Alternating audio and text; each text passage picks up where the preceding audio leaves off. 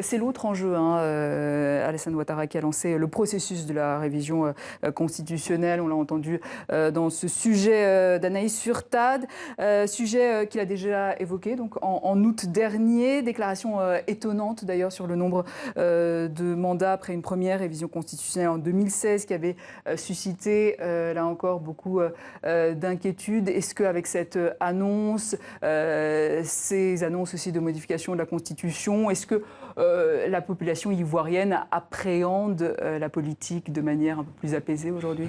Je ne pense pas. Je pense qu'il faut vraiment se garder de tout optimisme. Il faut attendre le contenu précis de chaque article de cette révision constitutionnelle.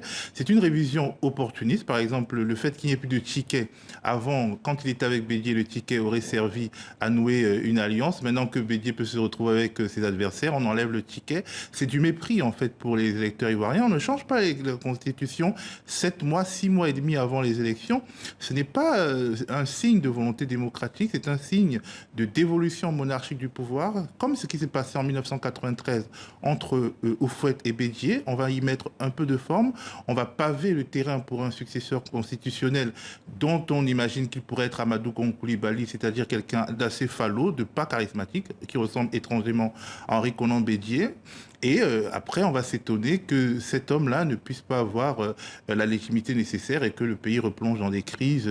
En plus, quand à quelques mois de la présidentielle, vous dites s'il y a une guerre, s'il y a une guerre après la présidentielle, ben, mon Parlement RHDP restera et en fait, il aura l'initiative des lois et à travers Amadou Soumaoro, c'est-à-dire qui est un des plus violents cadres du RDR, je vais réussir continuer à faire la loi. On se dit que effectivement, Kabila est un très mauvais inspirateur, surtout sur un terrain qui est tout aussi blessé que la Côte d'Ivoire. Et ouais. Ça, aujourd'hui, Emmanuel Macron fait un satisfecit. On a toujours envie de faire des satisfecits à l'international à Ouattara.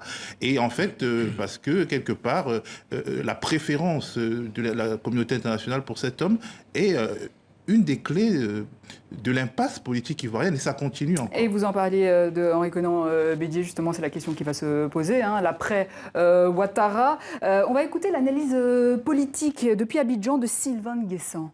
Ce retrait du président Alassane Ouattara met un peu en difficulté le PDCI, qui jusque-là légitimait la candidature du président Henri Konan Bédié par la candidature de M. Alassane Ouattara. Dès le moment où M. Alassane Ouattara se retire de la course à venir, on se demande si le président Bédié va se retirer ou alors s'il va s'engager malgré tout dans la course à venir.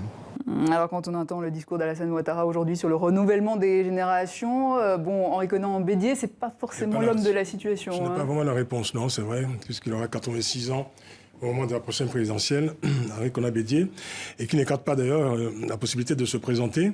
Mais on savait que sa candidature était, je dirais, s'inscrivait dans le conflit qui l'oppose depuis plusieurs mois à Alassane Ouattara.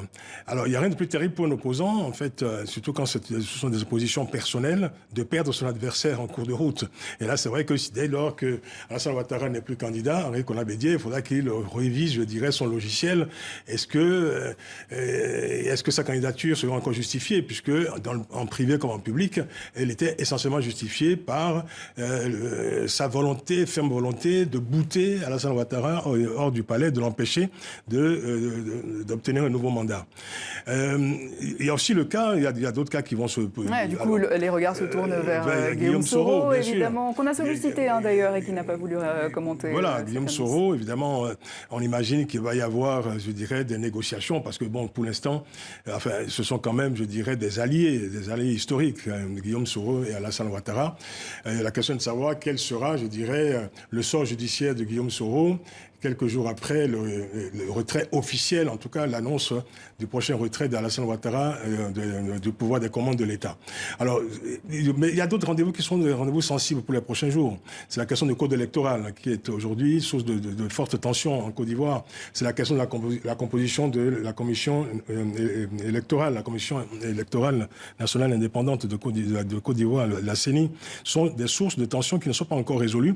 Et là encore, Alassane Ouattara est encore aux commandes de l'État, les regards sont tournés vers Alassane Ouattara puisqu'il est considéré comme, par l'opposition, comme, je dirais, l'ordonnateur finalement des institutions qui sont censées être libres, mais dont il serait finalement, je dirais, l'opérateur, disons, occulte, puisque les regards se tournent vers lui pour avoir des réponses concrètes sur ces questions-là, qui pourraient donc réellement, si ils obtenaient des réponses, rassénérer le climat et créer les conditions d'élections apaisées en octobre prochain. Et quelles sont les autres perspectives aujourd'hui? Quels sont les scénarios? Un éventuel successeur aussi je pense qu'il y a un seul scénario dans la tête d'Alassane Ouattara. Je décide de m'en aller après avoir fait le cinéma de je veux y aller, je veux pas y aller. Je suis félicité par la communauté internationale. Je profite de cette aura pour passer en force et pour paver le chemin pour mon successeur et pour continuer de régner à travers ce successeur. C'est exactement ça. Et maintenant, la communauté internationale peut prendre la mesure de ce problème. Parce qu'en fait, en ce moment même, dans quelques jours, l'Union africaine, la Cour africaine des droits de l'homme et des peuples devait statuer sur la commission électorale ivoirienne, qui est une vraie farce. Qui, en fait, c'est le parti au pouvoir qui décide qui va gagner les élections à travers la commission électorale. C'est une des pires d'Afrique. Et en fait, on oublie tout ça, on donne un statut spécifique à Ouattara et on pense que, comme après les accords de Marcoussis ou bien comme après les accords de Ouaga, la lâcheté généralisée de la communauté internationale va sauver la Côte d'Ivoire du péril. C'est pas possible. Aujourd'hui, les oppositions ivoiriennes ont des marges de manœuvre renforcées, beaucoup plus grandes, avec cet événement, parce que Alassane Ouattara aurait pu, je veux dire, comme on l'a vu sous d'autres contrées, s'entêter, aller...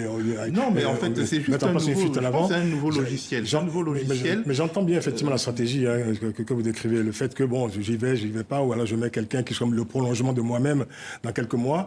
À la limite, je dirais que cette stratégie est de bonne guerre, parce qu'évidemment, le RHDP, le parti d'Alassane Ouattara, veut conserver le pouvoir. Je veux dire, c'est absolument légitime comme volonté. La question est de savoir quelles sont les réponses que pourrait produire l'opposition, que pourraient produire les oppositions dans les prochains mois pour créer elles-mêmes les conditions d'une véritable alternance. Et ce sera la question...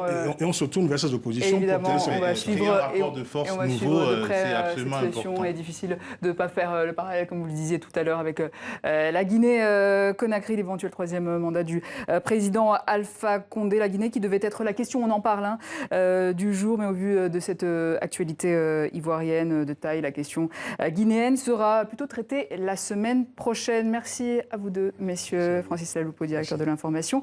Africa Radio, Théophile Kouamouo, journaliste à Le Média TV.